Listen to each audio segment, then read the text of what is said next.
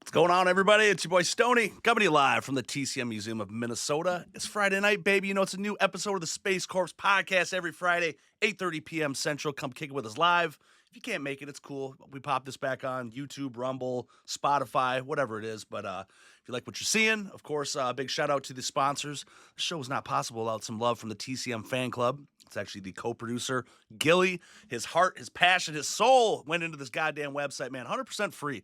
Any Texas Chainsaw Massacre fan, check it out, man. It's got everything, just end-all, be-all TCM shit, including an old-school message board, man. So for any of us older cats that predate the Facebooks, MySpaces, and all that type of shit, we used to creep around on message boards and talk shit all the time. So cool little nostalgic feel with that, with a little bit of newer day, like hints, bells, and whistles and shit. So check that out. If you like what you're seeing here, of course, and you want to support the show, or you just want to look fine as fuck, the TCM museum shit, the Space Corps podcast, and the Space Cadet Army stuff is up on shop.spacecorpspodcast.com. Ladies and gentlemen, tonight I'm super fucking pumped about this because this is really getting at the inner core of what I fucking love even more than horror, more than TCM. The old school fucking metal tunes, baby. New metal to the core. That's what I grew up on. And this dude reached out. I've been fucking checking out his stuff forever. And I'm so excited to talk to him tonight. Ladies and gentlemen, we've got AJ Good from the House of Masks on. Good evening, brother. Woo! What's How up? the hell are you, dude? Oh, you know, just a white guy living in today's world. It's tough for a player out there, man. Yeah, whatever that means. I don't know. Dude, so the fucking skate, the environment that you've created, it's like a goddamn just kid in a candy store every day when you walk in there, man. I mean, it looks amazing what you've done.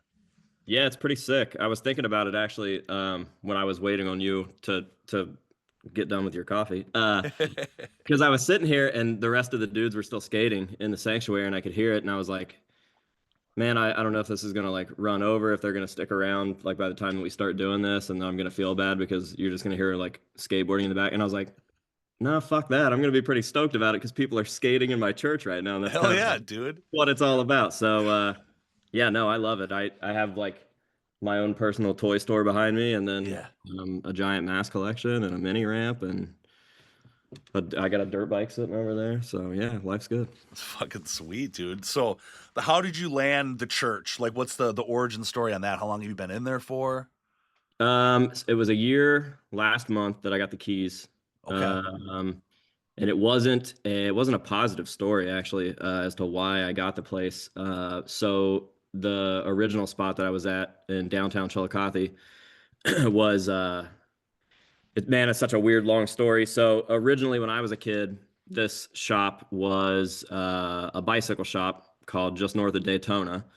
And I was super into like everything with wheels. So I got my first bicycle there. And then when I started like really getting into BMX, I got my first like real BMX bike there. And then my second BMX bike there. And eventually that place switched owners to another dude, put another bike shop in there. His name was Al. And he kind of dabbled in a lot of stuff. So he had like skateboard stuff in there. So I was always in there buying my skateboards and like working during the summers or whatever. And then eventually he left and it became a photography studio. My buddy Matt Day put a photography studio in there. So I got like my senior photos done in there by him and whatever. So I was always connected to that old building. And I knew from the time that I was like 6 that I would have something to do with that building. Like that place would be one day. Yeah. It was real weird. So COVID happened. I was tattooing full time at the time and just kind of doing YouTube on the side. And I was also going through like a pretty rough breakup and they shut tattoo shops down. And I was like, okay, well, I guess I'm full-time YouTube now. And the house kind of ain't cutting it anymore for the collection. So maybe it's time to start looking at a spot. And I just so happened to be driving down the street one day and I saw that whatever little store was in that spot was gone. They had like not cardboard, but like the wrapping paper up against the Yeah. windows. Yeah. Yeah. And I was like, dude, I got to do something about that. So I tracked down not the owner, but like the building manager or whatever, and I harassed him for like 2 weeks. And he finally showed me the spot, and then I got the spot. Loved the spot for like 5 years. Made it like everything I wanted it to be. And then one day, it was like 2 or 3 days after Palefest 2024, I was walking out to my truck, and the building manager was like, "Hey, we got to talk." And I was like, "Oh, what's up?" He's like, "So the building was owned by Masons." Okay. And he was like, "They took a vote last night, and they're not going to renew your lease." And I thought he was Oh. kidding. Like I thought he was fucking joking with me. I was like, "Haha," Yeah. because I've never done anything wrong. Like I have perfect like rent records, and Sure. I never even had so much as a noise complaint. Obviously, I'm like straight edge, so there was no partying or Yeah. drinking Yeah. or anything. So I just really was like caught off guard by that. And the people in Chillicothe loved it, dude. Like people would drive from fucking hours away to just take a photo with like the front window. Sure. Uh, so it was real Fuck. weird. Caught me off guard. And then I went into panic mode because I was like, what do I do with this collection? Like I have a museum now. Like this isn't like my basement. Um, Right. so yeah, and just finding a place, I was so worried about it, dude. Like finding a place was like the biggest headache. And I think my cousin Tony sent me the link to this church, and I was like, "That's fucking it." Like, it's it's big enough, and it's like finished. It's like furnished, I guess. I don't know what the word for that would be, but it's not like a pole barn where it's exposed to the Right. cold, and Right. the Yeah. hot, whatever. I never even considered a church um, until this one popped up, and I was like, "Oh, that's so obvious." And then it was just like weird stuff that happened to work out. Like the dude that I bought it from is also a YouTuber, so he kind of like understood how my life was a little bit more than your regular person that would just own a Yeah. church, I guess. And the logo even is the same. Like my logo that was done in 2019 is the same shape to a T as the structure of the church. It's fucking weird. So, anyways, we're a year in the church. I'm still not settled. And yeah, it is what it is. But I do have my own kind of horror fantasy factory, horror Dude, metal, whatever. honestly, dude, that's like the same like realm of how that shit went, man. That's Mhm. crazy. Like, and so now, and I don't mean to like pry, but like you actually own it, you bought it, so like you're never gonna be able to get kicked out again, type of Right. thing, or Yep. Right. dude. Yeah, the dude that I got it from was super, super cool, and we did a land contract. He was like real easy to work with. So shout out to Ben, great guy. Dude, hell yeah, man. So what I mean, come on, Masons, what's the problem? It was just the overall business that they just frowned on it. Did you get any more context? I never got an answer. I got a couple different answers that I think were all bullshit. Which is so fucking lame, dude. Like, I don't know. And here's my problem. If you didn't like what I was doing, why did it take you 5 years to decide? Because they're on their end, it was month by month. They could do whatever they want. Sure. You know what I mean? So you waited 5 years to decide. Yeah, that's fucked. It's super, super strange. Now, if I had done something that had contributed to that, and a lot of people said like a few months before I had changed the window storefront from like what looked like a vintage mask shop to I took everything out and I just put a casket in the window with a very like hyper realistic dead me. And people were like, "Oh, it was probably that. Like they probably didn't like that or whatever." And I'm like, "Dude, no one said a fucking word. Yeah. Like say something. If they had been like, "Hey, we're not really crazy about how that looks," I would have taken it out that evening. It would have been that easy. So Sure. I just hate the fact that these guys, because I know what masonry is, and I know masons and whatever, and I know what they stand for and shit. So it's like you're kind of setting a bad example for other Freemasons to look at you and be like, "What the fuck are they doing?" And I'll tell you, I had a Certainly. lot of Freemasons from other places reach out, and they were like, "You want us to like investigate that or something?" I was like, "I don't even care, dude." Fuck. It's so it. Here's the thing: you're all about being men and being better men and whatever. So when I come to you as a man and I say, "Hey, why am I getting kicked out?" and nobody can give me a fucking answer, I think that sucks. Yeah, dude. So that's sounds like someone's fucking wife was in somebody's ear one time, just had a problem, you know. dude, it's so whack. It's so fucking whack. Whatever. I have a Well, church now. hey, you know, and again, it's like, you know, we go through these heartaches and these pains, but look where you are now. I mean, like, I'm just guessing, but by looks of it and just the subject matter, it just sounds way cooler than. I mean, obviously, you've got, you know, a whole history of, some sentimental, for the other building, but Yeah. fuck, dude.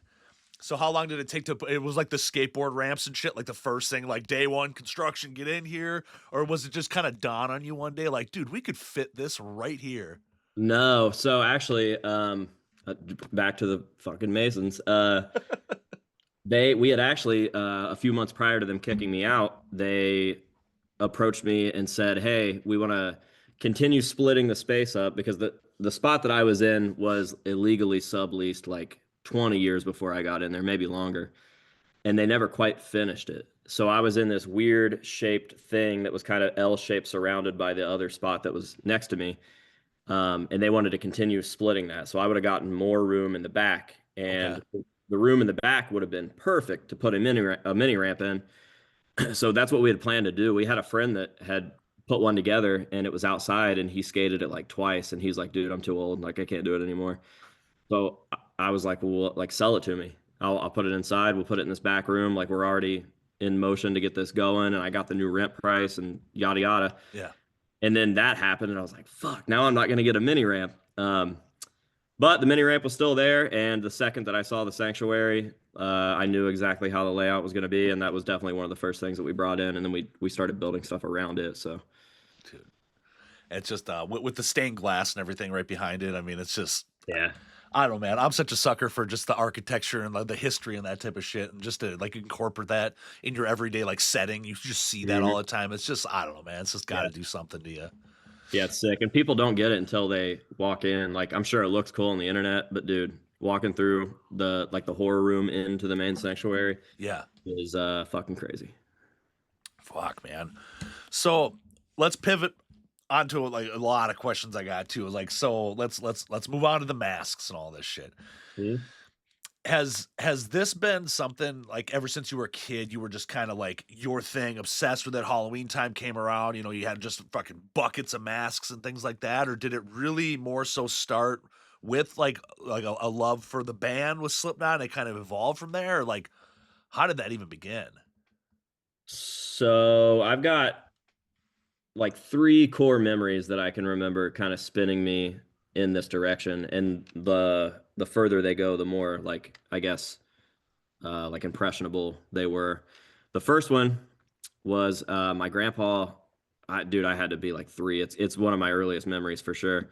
I watched the original Invisible Man with him, Okay. and I was just like so captivated by the bandaged look. I just thought that was so cool. Um, and I can also remember asking my grandpa if he was alive when like before color was invented, because that's how my little kid brain processed the fact that stuff was in black and white. So that was cool. Then I think I was probably four, and we were watching. It was like the AMC Fear Fest thing that they did, and he had me watch Halloween 4, and that was when shit like I was like, oh fuck, like Yeah. dude. And Michael Myers kind of sucks in that movie, and I still thought it was the coolest shit ever. And then the big one was my grandma owned a salon, and she would get like People magazine and whatever, but she got Rolling Stone, and my mom was like super big into Kid Rock, and I thought Limp Bizkit was just the coolest shit ever. So I would go through those magazines and find pictures of those guys, specifically like Wes Borland. Yeah. And I remember going through it one day, and I saw a picture of Slipknot. It was like individual pictures put together as a collage, and they were like against a wood panel wall, and it was self-titled shit. And I was just like, what the fuck am I looking at? Like something about the suits and the masks and the way that they were posing and shit. I was just like, I Yeah. don't know what this is, but I love it. Right. So I tried to like read the article, and I couldn't. I was like 6 years old, so I didn't understand what the fuck they were talking about. They were talking about like how liberating it is to set yourself on fire, and I was like, what the fuck liberating? Uh, so I asked my mom, I was like, hey, can I like listen to one of these songs? And this is the only time in my life until I was almost out of the house that we had a computer. I don't know why we had a desktop computer at the time because we were fucking dirt poor. And yeah, like I didn't have a cell phone as a teenager and all that shit. But we had a computer at that time. And she was like, yeah, let me like check it out and make sure you can watch it or whatever. I'll let you watch a music video. So she got on Yahoo Launch. I don't know if you remember that, Oh yeah. but she got on Yahoo Launch. She watched Wait and Bleed. She said that I was good to watch it, and I watched it. And from the fucking second that it started playing when Oh Corey yeah. started talking to the crowd, I was like, Yep. dude, whatever this is, it's game over. So that was it, man. I watched it probably more times than I could ever even imagine, and then I was stoked, and I just wanted a mask. So I was like, obviously bugging my mom. I was like, I need a mask. And she's like, call Shipley. He was like my uncle. He was my dad's best friend from like way before I was ever even thought of. I was like, all right. So I call this dude and I'm like, hey, I want a mask. You got a mask? And he's like, yeah, I think my parents have some upstairs. I'll see if I can find something for you. Which is already just like, if a 6-year-old kid calls you and he's like, hey, I want a mask, you're probably just gonna blow that shit off because it's like, Right. what does that mean? Uh, but dude, he's a real deal. So he fucking showed up later that night and he had a fucking gas mask and it's I still have it. I have the same one. Uh it was the fucking one that Sid was wearing in the No Wait Bleed video. shit. So my little kid brain was just like, "Oh my God, dude, like it's game over." And Oh, ever since then, man, the hunt was on. dude, fuck, man.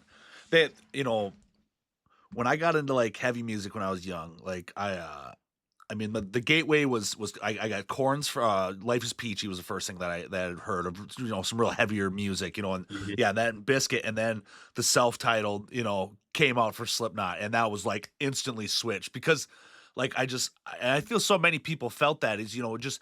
I think if you come into Slipknot as you're like older or something, maybe it didn't have as much of an impact, but just Yeah. that visual, like you say, the masks, the jumpsuits, the volume of these motherfuckers and the Hmm. craziness and just like it was just so intense. And I mean, of Yeah. course, there's heavier music out there and all that, of course. But I mean, I'm a fucking new metal kid, man. I grew up on that was just Yeah. like it was so fucking wild, and I've been hooked ever since Yeah. too, man. It just There was shit. there was definitely nothing like that. Like they were groundbreaking. And even I don't like listen to Slipknot every day anymore, but it's such a big part of my life that it's like, you know what I mean? Yeah, But dude, every once in a while, like Wait and Bleed will come on, or I'll just hear it out in the wild and I'll be like, holy fuck. yeah, They changed everything. They changed everything. And dude, I don't even understand. Like, I was already into metal. Like my dad was a huge metalhead. I was going to fucking Megadeth shows and Metallica and like sure, we had, White Zombie was like heavy rotation. My dad was fucking super big into like Cowboys from Hell by Pantera. But dude, there was something about the way I had already played drums for a long time. I had a double kick and I thought that like One by Metallica, like that double kick thing that Lars does was like the fucking and then I heard yeah. Joe. I was like, what the fuck? And it was, dude, it was everything. I was pissed off and I didn't even know why I was mad. Yeah, Now I know. Like now as like a 30 something year old man, I understand what I was angry about then. But like, right. dude, yeah, I don't even know what to say about it. Slipknot was the fucking real deal. Yeah, dude, it's you talk about like appropriate ways to kind of get your frustrations out, right? Go work out instead of punching on people, all that type of shit. Just heavy music. I just think for people that don't get it, it's just like you don't understand that that's like it's so fucking therapeutic in a way, and Mhm. it's just like it is a good avenue to channel that through, where it's just Yeah. like whatever. Dude, I went to so I got 3 kids, I got a wife, we got this old ass house we're fixing up. I'm busy as fuck, and I don't ever get to do most of the stuff I want to do anymore. I'm lucky, at least I got Friday nights I get to do this, but every once in a while now I'll still fucking get away and go see a good concert. I mean, when I was when I was in high school, I was living in Duluth, Minnesota. It's like a couple hours north of the city. So it was pretty quick just to hop down and catch these shows in Minneapolis, and fuck, we would look for anything playing. We go see it. So I save all my concert stubs, I'd fill up these books, and all this stuff. And it was just such an integral part of like me growing up, and like and I was in a local band. I was a front man for that. I mean, just the whole aspect of just concert life and all that was just so incredible. And still to this day, man, like just going like so 2 nights ago I saw Slaughter to Prevail, Whitechapel, and Attila. And dude, it's just like there's something walking in that door and everybody there and just the environment. It was just like it puts you at peace, man. I was just like, I'm Mhm. fucking home, man, Yeah. and just I mean, just and my fat old ass, I can't be in the pit all the time, but I'll hop in for like half a song and then get winded and get out. But Yeah. there's just something about it, dude. I just like I don't know, man. It's just like for anybody looking on the outside and thinks it's just like such an angry whatever. It's like, dude, get into a fucking pit with people and you understand like everybody's looking out for each other. It's nothing but Mhm. love and all that. We're just having a good time. Like everybody's got a smile on their face. I mean, unless you're the couple of drunk asshole dudes that are like fucking 300 and jacked and they just want to hurt people or something. But Yeah. usually we weed everybody out, and all that. But yeah, dude, it was so killer to go see a show again, man. I haven't been Yeah. to a metal one since, well, I saw Cannibal Corpse a little bit ago. It was my first time seeing those guys. I had a couple opportunities, but just it never worked out. But they came to First Avenue, which is definitely like just an iconic venue up here.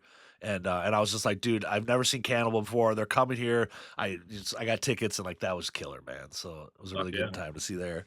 What I've uh what yeah. I've almost kind of gotten like a second win for shows because I've been going honestly like since before I can remember. That was the one thing that we did do.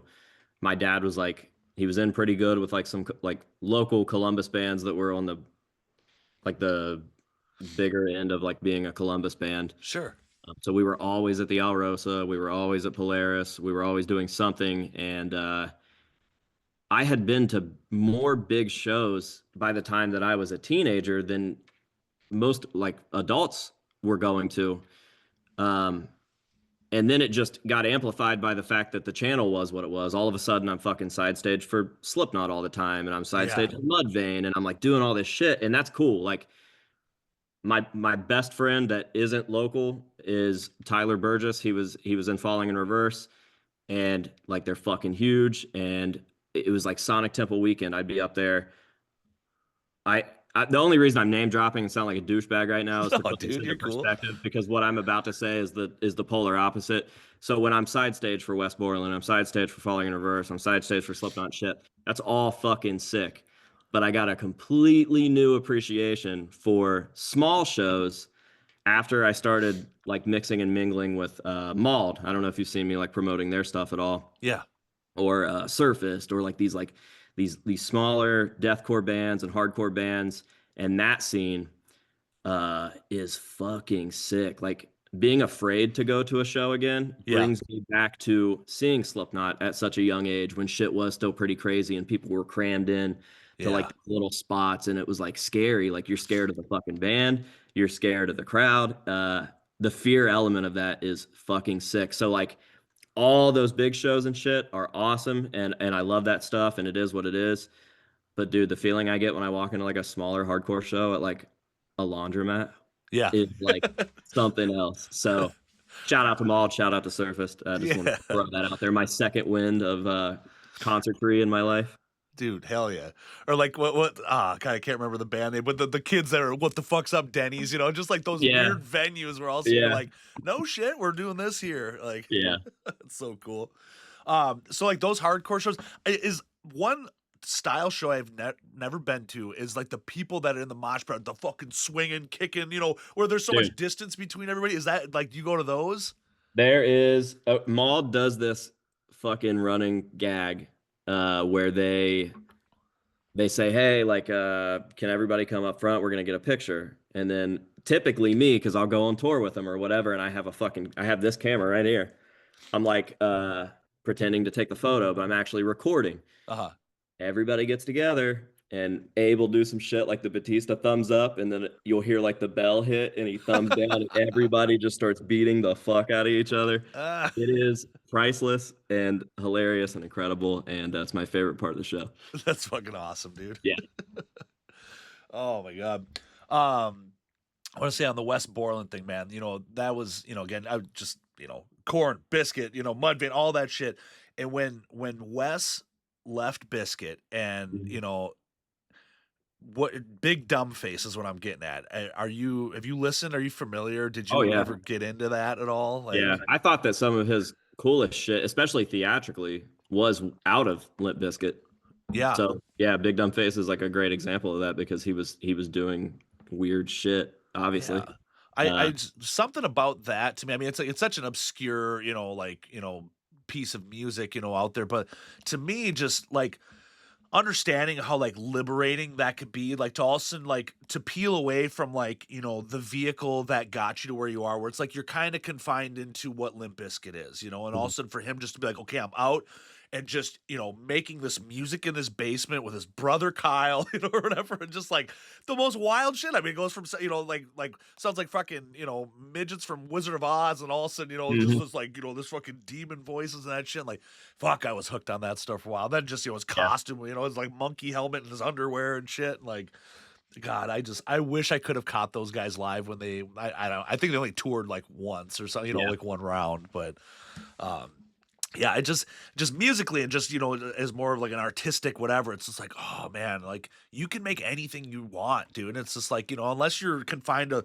record companies and all this type of shit where you like, have to, it's like that was just really cool. Just I think it was a good time in my life, young, just to understand. And then I got into being into a band and then actually seeing like our drummer was like Joey Jordison was his goddamn idol, and he would just sit in his garage and that's all he would do in his own downtime. And he was a phenomenal drummer and he was like, able to replicate him just very well. And it took, just me like, oh, okay, I listen to music to all of a sudden being in a band and to stand there and watch the drummer actually make all those noises, like the appreciation and then like the holy fuck, like that's so Mhm. much harder than a double kick. And dude, it's just wild, man. Yeah. So I think it's all that stuff put together is just what really just not only just music you can relate to, get the aggression out, but the concert vibes and just everything. I just fuck, dude, absolutely love it. I'm very very happy for you, man, with what you're just able to do with with your life and all that. Like, it's just fucking killer. And now you got goddamn Sid Wilson coming by your spot and all that shit. Like, how long have you known him for? Um, when did me and him start talking? It was pre-COVID. So I would say it was probably 2019 or 2020, and it wasn't under good circumstances. Like the first time he reached out to me was he was not stoked about me. Uh, Really? and he was totally right. Like this is where like everybody around me is like, yeah, Big Brother Sid, because he big brothered the shit out of me and I needed it. Because what I was doing was fucking lame. I thought all of a sudden, not all of a sudden, but I had kind of pigeonholed myself into just the Slipknot thing for a minute. Uh-huh. And it got to the point where I was making like borderline sensationalized videos about whatever the fuck they were doing. Like it didn't matter. Like, oh, Corey Taylor farted. Like, and that sucks. And I made a video that had something to do with Sid where I was talking about shit I didn't know about. And that really was what it was. And he DM'd me and he was like, why are you doing this? He was like, you're better than this. The reason that you have gotten to where you are so far is because you're not these fucking metal outlets that are just fucking do it, like making bullshit up about whatever. Yeah. And I was like, fuck, he's right. Like yeah, he's right. So I changed it and he watched or something. He paid attention because a couple years later, he sent me a message and I was like, fuck, I'm in trouble again. Like, Uh-oh. here we go. What did I do now? But he was like, hey, I know that you guys are doing Palefest here soon. How would you feel if I sent somebody out there and we did like collab merch and I'll just have this guy handing stuff out and the freebies will essentially be like a promo code to my store. And I was like, that would be a fucking dream come true. So he Wow. he ended up FaceTiming me. I was at my dad's house and I thought my dad was gonna fucking cry. Like I'm just over in the corner, kind of just like FaceTiming Sid. And I'm like, what the fuck? So um we did that. It went well. And dude, I think like a week or two later, he was like, can we have a concert at your place? And I was like, fuck. No. But I was like, there's a fucking venue like right around the corner that we could make work. And he was like, I want to do Swollen Teeth's like first real show. And I want to tie you into it if we can. And I was like, dude, I'll figure it out. So in 2 weeks, I put together a show, having never put together a show. And it made me want to die. And it was very stressful, but we pulled it off and we sold the fucking place out. And a couple of days before we did it, uh, Sid was like, I'm on my way. He's like, I'm coming. I'm gonna come co-host it with you. And dude, it fucking blew my mind. And sure as shit, he showed up. And the first night that he came over, I think we stayed just talking at my place for until like 5 in the morning, and then Yeah. I drove him back to his hotel. And dude, it was fucking crazy. Like he is so fucking smart and on such a different level. And yeah, I'm yeah forever grateful for everything that he's done and continues to do. So shout out to Sid. I can never give him enough props. Dude, he definitely seems like the coolest fucking guy out of that whole, band. I mean, just not only as a person, but just I don't know, man. Just everything that else. I like just seeing what they do outside of just their usual realm. I mean, everything from like Starscream and all that shit, and just what these guys get into. But that's really fucking cool, man. I had no idea that yeah, it started off on a rocky start like that. How long ago was that show then that you guys did? It sold out. That was 2022. Okay. Yeah, that was 2022 because Palefest was 2022, the first one. And yeah, it's. I mean, we've done a bunch of shit since then, but every time I talk to him, I feel like I've taken some sort of like Harvard class in just life, and it could be about fucking marketing, or I mean, dude, I remember sitting in his garage. I went to Knotfest 2024, and he was just fucking going a million miles a minute. Like they have Knotfest, so obviously he's performing at Knotfest. Swollen Teeth are back at the Wilson estate shooting a music video that he's like helping direct and stuff. And then I'm there to do, I guess we had a couple different videos in the works, but we only left with one because he was just all over the place. Sure. And I just remember me and him just went back to his barn, and it was just me and him. And I was looking at all this shit in there. He's got the same exact supermoto that I have, which I thought was like cool, weird, full circle. Like, what are the chances of that? Same paint scheme and everything. And then he's got like a lowrider truck in there, and he's got like some Slipknot like the rolling like gearboxes. And I'm just like looking around at everything, and I'm thinking like, man, music got all of this for him. And then I was like, fuck, I'm here because music got all of this for him. Yeah. And like his music got all of my shit for me. And I was like, dude, you ever think about the fact that like you did this? Like you did all this? He's like, yeah. And I was like, you ever think about the fact that I'm here because of you? And he's like, yeah, I guess. And I was like, why are you nice to me? Like why are you? And he was just like, dude, I just try to do the right thing. Like, and dude, it was such a fucking crazy conversation. I guess I should keep some shit to myself, but my point is everybody can say that I just glaze him because of whatever, but they don't fucking know. And if they did know, they'd be lucky to know. So shout out to Sid. Dude, absolutely, man. So, and you're on the Slipknot collection side there. What has been like the most triumphant find? Holy fuck, it finally happened. Obscure, I'm sure. Like, what? There's got to be something that's probably sticks out the most that was like you never thought you would have come across. Well, as far as finding shit in the wild, I haven't personally gotten too lucky. I'd say like most of my stuff came from other collectors. I found one vintage West G like on Marketplace for $2, which I thought was a huge deal. But my biggest thing is still it always comes back to Sid. Yeah. He was the first member to send me a stage use mask, so it was my first stage use mask. He was the first member to visit the House of Masks, and then I told you this was my first mask back in the day. Yeah. 23 years later, this dude hits me up and he's like, "Hey, I want to do a gold version of my original gas mask." And I'm like, "What the fuck does that mean?"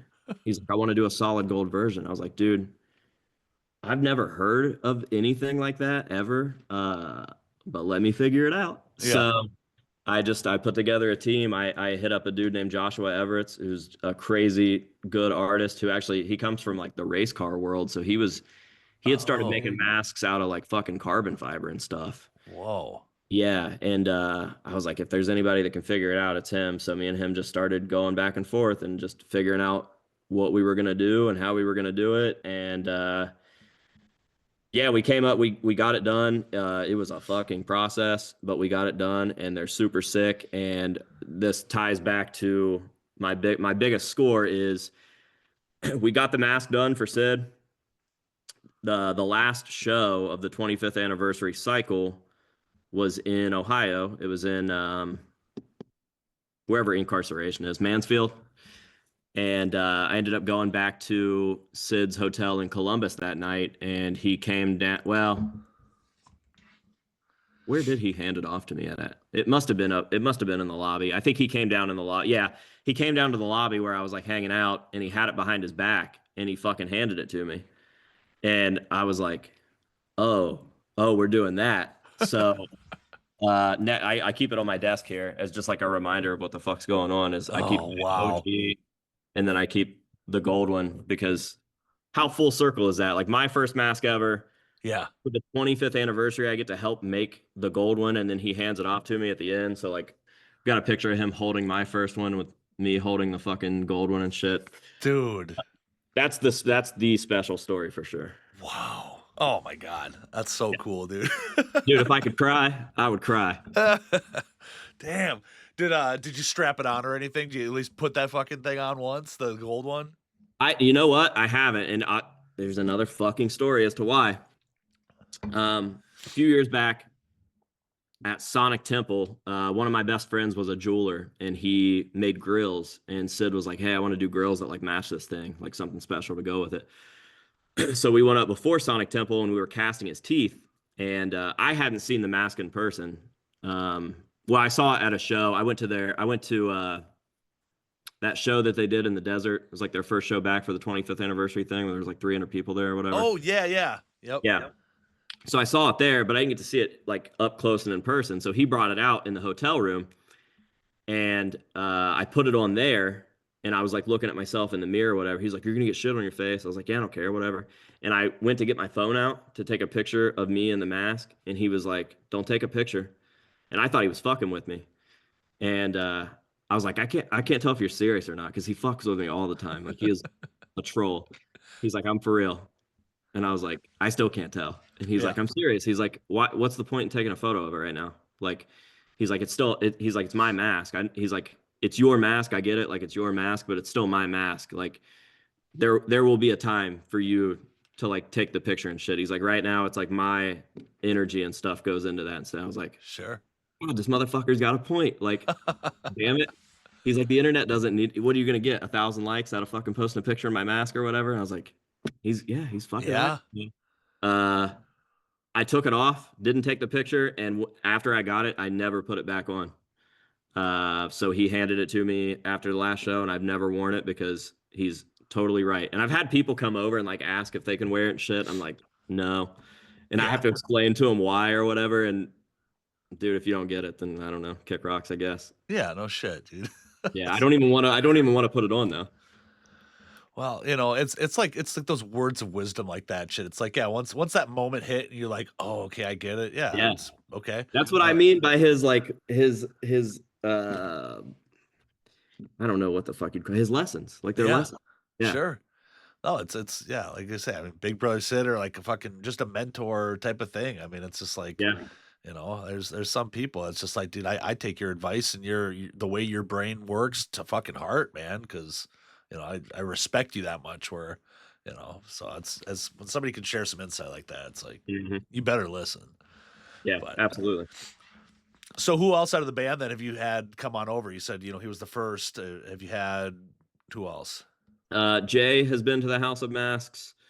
I've done a video with Corey, but that was before I even had like a legit collection. I think I was still living in an apartment. Like my whole collection was in an apartment at that time. And I've talked to Foff about doing some sort of video. I don't know exactly what that is, but it was actually his idea. We were in the hotel when I was doing the video with Sid on like the full circle moment or whatever. Yeah, And he was like, "Hey, we should do something." I was like, "Fuck yeah, we should." So I think he's probably a little more like on the leash than somebody like Sid, who can kind of just be like, "Yeah, I'm gonna do whatever I want or whatever." yeah, sure. I'm on the label, or I guess management's time when it comes to that one. So, but yeah, doing a video with Thoth would be sick. That'd be awesome, man. Yeah.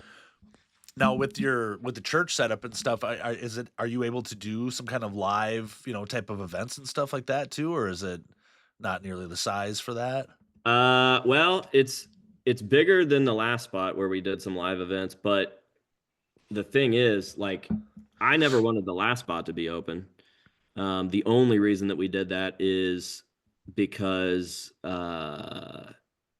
I had it closed off and people were just like so curious about it, like locals. So I wanted to like let the locals come see what the fuck was going on. And Bishop was like, dude, you have a whole fan base.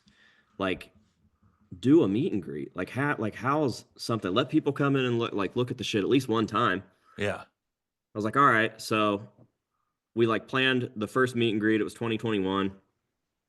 And dude, I remember being so fucking nervous that nobody was gonna show up. I was like, this is gonna Yeah, be a sure. flop and embarrassing.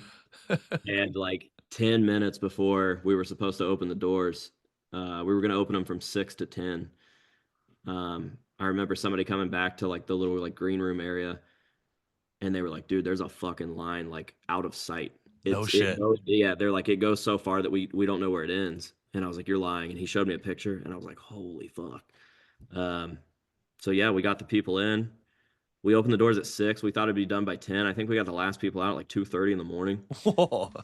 Yeah, it was gnarly. So then Bishop, he co-runs Palefest with me. I just invited him down to have a booth there. I was like, you guys should have a booth, sell some shit. Like we'll do like a collab piece or something so that we both make some money. Because Yeah. it was free to get in. And I was gonna sell like a t-shirt or something. But we ended up doing like a collaborative piece to bring back this like line of masks that I hadn't done for like a long time. And so we get all the people out. We sold out of fucking everything. I'm literally holding like a wad of money in my hand that was more money than I've ever held in my life. And I felt nothing from the money. I just Yeah. was, we got to do that again. Like Right. meeting these fucking people and like hearing the stuff that they were saying and the fact that they were so appreciative of the collection and the history and they were telling me about videos and shit that I forgot about. I was like, yeah, that's sick. And he was like, yeah, I agree. So that's what became Palefest, and that is the only reason that the spot ever opened again was because of Palefest and giving people the chance to go in there and check it out. So here, nope, I don't want anybody out here. That's off Yeah. limits. Palefest isn't even in my town anymore, so it wouldn't make sense to try to do anything. We did have a housewarming show that was just like friends and family and stuff, and we had a Okay. couple bands play and like a skate party and stuff last summer, and that was fun. It was great for what it was, but I can't really see it ever happening again. Yeah. Well, there's something to be said too about just kind of having your own domain where it's like, all right, we don't need this to just be like public all the time. Yeah. It's nice to be able to kind of shut the cameras off and lock the doors and, Yeah. you know, I think it gives people more of an incentive to support the thing that I'm doing as my job now too. It's like, sure. hey, you want to see the shit? Like, watch the videos. Yeah, well, exactly. Dude, I gotta say, so the look outside your window, just came out and then you were all over it with with getting these the videos out. And then, you've got one and it's literally called like my review or something. And then some guy in the comments is like, Yeah. so what'd you really think of it? And you're like, literally, like imagine the guy, like it's so fucking Yeah. funny. Like, I click the remember that video, comment. dude. Support what I fucking do. Like, Dude, what's I wrong have with you? people come into my streams, which if you're on my streams, I assume that you're probably pretty familiar with the channel and the videos and stuff. And they're like, do you know where I could get a Slipknot mask? I'm like, dude, my entire fucking channel is mask reviews where I tell you exactly where I got the mask. I probably link you to the artist that made the mask, tell you Yeah. how much the mask is. Like, what are we fucking talking about right now? Fuck. Oh, it's so funny, man. You know, the great thing with just how connected everybody is online with that, being able to find these artists like globally is so Mhm. fucking beautiful, man. And Yeah. I really wish I could pronounce and remember this guy's name, but there's a dude that's I think down in the Philippines or something. It's like Rob Simble or something Oh, like yeah. I'm probably Ron Sambile. yeah, Sambile. Yeah. something, dude. I've bought a couple things from him, man. He Yeah. made a really cool Zero mask from well, actually I'm wearing the fucking right there Mhm. for anybody watching that. But dude, I was just like I saw that and I was like, fuck, I've got to have that, man. It was so cool. And I just watch just the interpretations that he does, and he's kind of I think he's a little more heavier on the Slipknot mask what I see too, but just like fuck, just some gorgeous ones, man. And Yeah. it's just like, like a dude like that, that's just like you'd never find him, without the internet like that. Like Mhm. it's just so fucking cool, man. Do you have a lot of like mask makers then reaching out to you, of just like, hey, let me send you some masks just to promote their, art to, get some exposure or anything? Or Yeah, it's weird. I do still obviously have that happening, but it's weird because it seems like the bigger and more legit the channel becomes, yeah. the less that happens. When I Okay. had 20,000 subscribers and it was like 2017, dude, people were sending shit in left and fucking right. Sure. And now it's like, yeah, I don't know. I feel lucky when I get one. It seems like pretty backwards to me, but whatever. I can't complain. Yeah, that's Um, funny. I wonder why that is. Like I people don't just know. think Yeah, I don't understand it. it's I think maybe, if I had to guess, I assume people probably think that I have a lot of fucking money, which is just not the case. And they're like, sure. well, fucking, you can just fucking buy one then or whatever. And it's Oh, like, yeah, I could, I guess, but also like my collecting, I don't know how to word this. The content is so vast now. There's so many different styles of videos for me to make that the unboxings almost aren't like the bread and butter anymore. sure. Also, I don't have any fucking room. So when I do an unboxing and a review, it's something that I like really fucking believe in. Yeah. Um, so yeah, I mean, but yeah, I don't understand why people don't send more shit in. It is quite literally the biggest mask channel, mask fan base thing that you could ever possibly get like publicity from. So whatever. Maybe people feel like intimidated by it or something. Like people can't reach out to me, I guess, unless I like follow them because my DMs are turned off or whatever. So I don't. Oh, Maybe okay. maybe people are like intimidated by the size of the channel and think that they can't do that now, but you absolutely can. Yeah. Fucking hook it up. Show some love, everybody. Jesus Christ. Like it's Trust just me, I you're love the yeah. pieces, but I've never featured somebody that wasn't like, holy fuck, man, I got 15 orders coming in now. So Yeah. yeah, it's definitely symbiotic. That's what the channel started out for, is just like, dude, I got this sick fucking piece from this dude. Like you can get this too. Because when I was growing up, the internet wasn't what it was. I would have killed for a House of Masks back then, showing me all of this Yeah. stuff and telling me exactly where to get the shit. Like Exactly. you couldn't find a fucking good Myers mask to save your life in Yeah. 2001. So Right. uh yeah, that's what it's about, dude. Featuring these artists, getting their shit out there, and me getting to keep a cool piece for my collection is definitely just a cherry on top. Yeah, right. I mean, it's it's always been one thing I've really tried to be as vocal about is always promoting, all just the artists throughout like the horror communities and stuff like that because it's just to me it's such an important part just to any kind of a collector like that because you know not only are you commissioning custom work through somebody else and and supporting somebody directly like that, but you're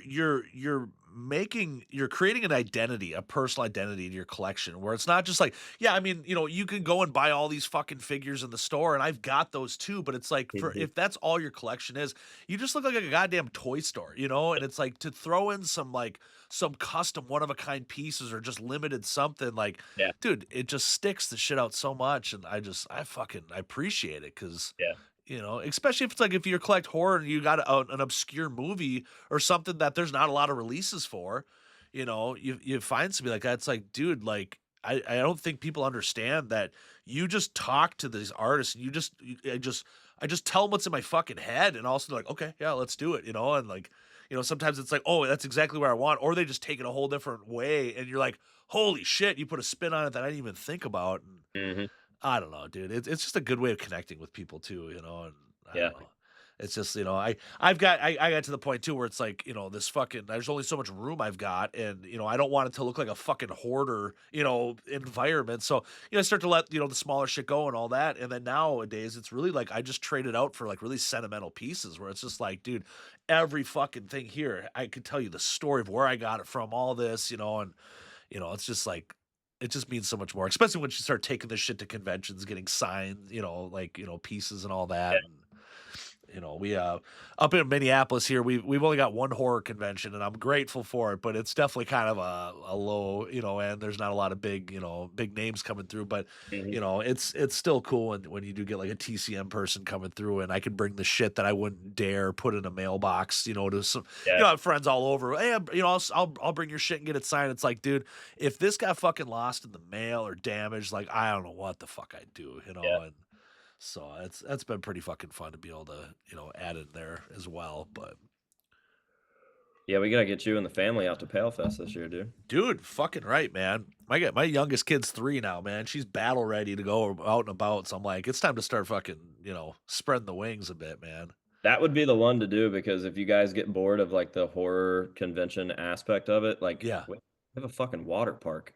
And Really? like yeah, the venue literally has I think it's called Ohio's biggest like inflatable related water park or Okay. whatever. Um and they have their own like little tiki restaurant and they got like a putt-putt course and all this shit. So the venue that we're at is fucking sick. So it's definitely like a family-oriented event. We That's want cool. the thing is, there's a lot of people out there like you who are into this shit super hardcore, but they're also normal dudes that have wives that might not be so crazy about it and Yeah. kids Right. that might not want to just walk around at a fucking convention all day long. So the venue that we got was a blessing because we were like, dude, our families now can go fucking do family party shit while we're Yeah. over here nerding out over this fucking latex, or watching this band or whatever it is. So yeah, I'm trying to spread the word about the fact that like bring the women, bring the children, everybody will have Yes. fun. It's fucking great. That's like this Crypticon up here. It's like, dude, there's kids. I mean, it's everybody. It's just like, yeah, the subject matter's a little crazy and it might be kind of scary for some of these, your Yeah, youngest kids at your own discretion. But like that's my oldest daughter. She's 11 and we've been going to it for, 5 or 6 years. And like she looks forward to it every single year. She gets dressed up and all that and just seeing all just the makeup and the costumes and shit. But, you know, even like the first year we went, she's I don't I'm still a little controlling on like what I let her watch, of course. mhm, She's not watching crazy shit, but yeah, she's kind of emulating dad. Oh, he's got his TCM collected. Well, I want to collect too, So Trick or Treat Sam, I don't know if you're familiar, but I'm yeah, like that's something where at least mom's like not like, dude, what the fuck? It's all like bloody knives and meat hooks. Come yeah. on. But she dressed up as that and they had not only a costume contest, but they had a kids costume contest, and she Yeah. got like second place or something. And like it was just like, and I just think about to me like how impactful that is Oh in yeah, her age, like all like how accepting and all that shit. Dude, I fucking love it, man. yeah, dude. That's the I shit. That's what it's all it's about. it's like I never want to like push what I think my kids should be doing, onto them. Let them choose their own shit. But when they show a little interest in some of that stuff, man, I go, all right, cool. Let's here. Yeah, I'll feed that and stoke the fire a bit for you, and absolutely. you know. So the Pale Fest then, when is that coming up? Is that still this year? Like what is it? When is it usually? So this year we moved it way forward. Typically we do it in the fall. This year we are doing it in July. It's Okay. actually going to be the weekend of my birthday, so it'll be the 24th and 25th. It's a 2-day event, Friday and Saturday, and man, we fucking went all out for this one. So Dude. it's insane. There's a lot of shit that we haven't released yet because obviously we're doing the rollouts and stuff, but Sure. we have like a full-blown tattoo convention inside of the convention. So we brought these artists that were like hand selected from Texas because I don't necessarily trust any artists in Ohio, I guess. I wanted good work. No, Yeah. these guys are killer and they're involved in like the mask scene and stuff. So Tyler Wrong and his crew are going to be doing tattoos. Of course, we have the music aspect because that seems to be like everybody's favorite part. So Sure. we've got like return senders, like fucking Swollen Teeth. I think they're pretty much married to the festival now. They'll always be there. Beautiful. Mauled, who were the babies of Palefest 2024. Like we found them at Palefest, and dude, just an astronomical skyrocket ever since then. It's been crazy to watch them Cool. bringing new shit. So we've got like our buddies in Surfaced will be there. And dude, like a big one, fucking Bootsy Collins. is like presenting everything. There's more that I can't tell everybody about Sure. what Bootsy Collins is doing there right now, but Bootsy fucking Collins, like, dude, a lot of people are gonna be like, yeah, what the fuck, Bootsy Collins? Bootsy Collins, like, somewhat created Buckethead. So there's this whole lore behind Bootsy Collins' involvement with Buckethead, which Okay. is why we're doing Bootsy Collins, Buckethead, Land of Illusion, because it's at Land of Illusion. Dude, it's just this crazy like waterfall of like cascading, fucking intertwined That's so shit. cool. You know his theatric stuff, him Bootsy Collins wearing masks and shit predates Kiss. Just throwing that out there. Fair. Throwing it out there. He is the godfather of theatrical music. Wow. Dude, that's So, fucking cool. yeah, and that's just the music part. We have way more room for vendors this year, so we will have more vendors than we've ever had. We got the water park, like I said. So, if you're feeling a little hot, you want to go take a dip, your family wants something to do, fucking go play in the water park. We have at least 3 haunted houses that are at this place that are going to be open. So 3 different like walk-throughable haunted houses. There will be lights on tours where you can just go in and take a look at all the cool scenes and shit. And then there will be nighttime haunted walkthroughs with actors and all the good stuff. I'm probably forgetting a lot of shit. But there's just so much stuff that I can't remember it all. Dude, So that's so wild, man. Oh, yeah, we got to come down and check it then. yeah, Sounds fucking beautiful. It ain't too far of a trip to get there from Minnesota either. So, no, dude, that's a day trip. man. So Buckethead, I don't know how far and deep you are into like the TCM universe or whatever, but are you familiar with the All American Massacre? Absolutely. Okay, so that's the thing. So me and my the co-producer Gilly, I had Bill Mosley coming up to Crypticon again, like last year, and I already seen him before, I've met him and all that. And I go, what are the couple few things I want to have, autographed by the guy, and Gilly gets a poster blown up. He photoshopped it so because the only like All American Massacre like poster that they had was just like a small little graphic, and it just looked like shit if you blew it up. And anyway, he put some time into it. And I had that thing, and I brought that with, and we weren't sure because there's a lot of like interviews here and there where he's just like, there's certain time periods where he didn't want to talk about it. It made him mad, whatever. But Yeah. so I brought that. I was like the last thing in case it pissed him off, I wanted him to sign my other shit. Yeah. But dude, he fucking loved that, man. He goes, "Where in the fuck did you find this?" And so we were talking about Buckethead for a little bit because Buckethead played Leatherface in that movie and all. They used to shoot a bunch of little shorts and stuff like that. And anyway, he's coming to town, man. And I was looking, I'm like, God, I'm like, how cool would it be if I could do a little VIP, meet and greet and bring that out to get that signed by him. But then I really started learning how private that man Oh yeah. is, and like there's no such thing as VIPs and all that type of shit, and I then don't know how people even book him for shows. We've been trying to get him like yeah, to do stuff for so long that it's insane.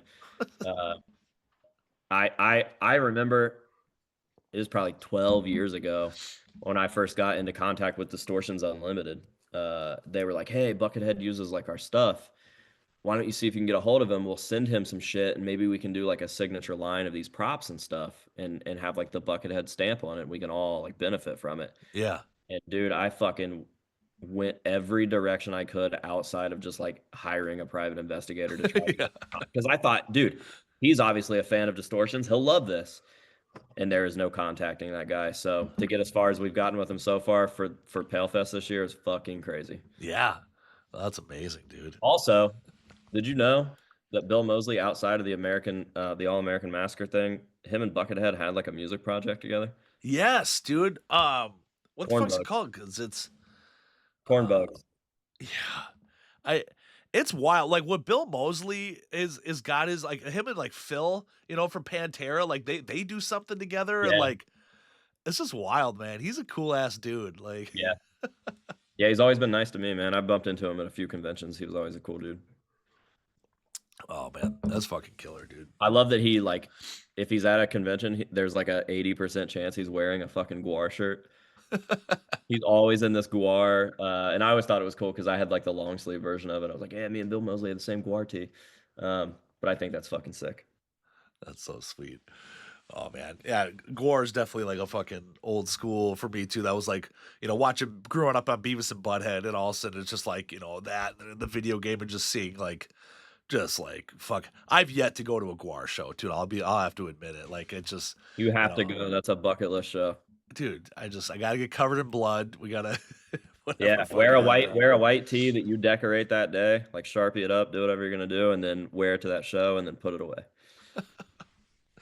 Oh shit! All right, brother. Well, fuck, man. It's been about a good hour, man. I appreciate the shit out of you coming on. That flew by. I hope to fucking do this again, man. Especially when you guys got something new you're promoting down there. Yeah, like, dude. Anytime you want. If you want to do, I'm always trying to get Bishop to do stuff about Palefest because he really puts the work into that. So if you want to do a separate one with me and Bishop and just fucking talk about the fest, like he's a good conversation. I definitely put the word in. Dude, 100%, man. I'm so down for that. That sounds great, brother. Hell yeah. All right, man. Well, I hope you have yourself a good fucking evening, man. Again, thanks for doing this. It was really cool kicking it with you. Absolutely. It flew by. I'm sad. It's over. All right, man. Well, everybody, check out the House of Masks. Go to Palefest. For God's sake, send this guy some fucking masks if you make him at home. Don't be intimidated because I couldn't think of a better spot for these fucking masks to end up at, man, and especially for exposure. So scary. All right, man. Everybody, have a good night. See ya.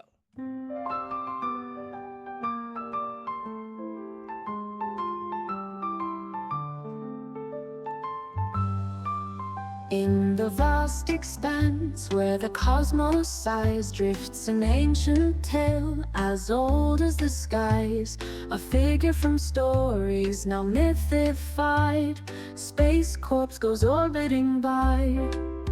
He once roamed planets, both far and wide, but now he floats where the starships fly. No more breath in his chest, yet can't be denied the space cadet who died.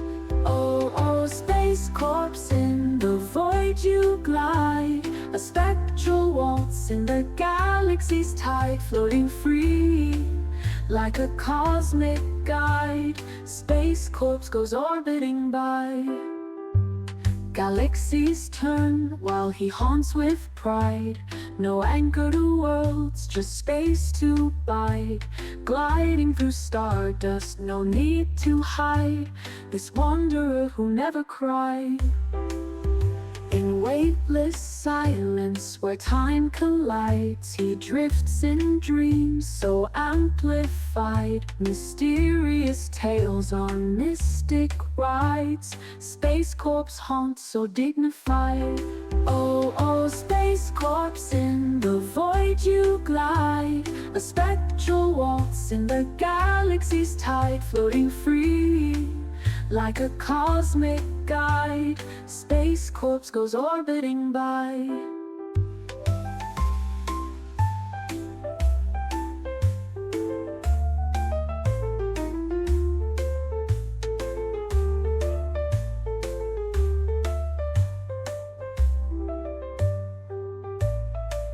Galaxies turn while he haunts with pride.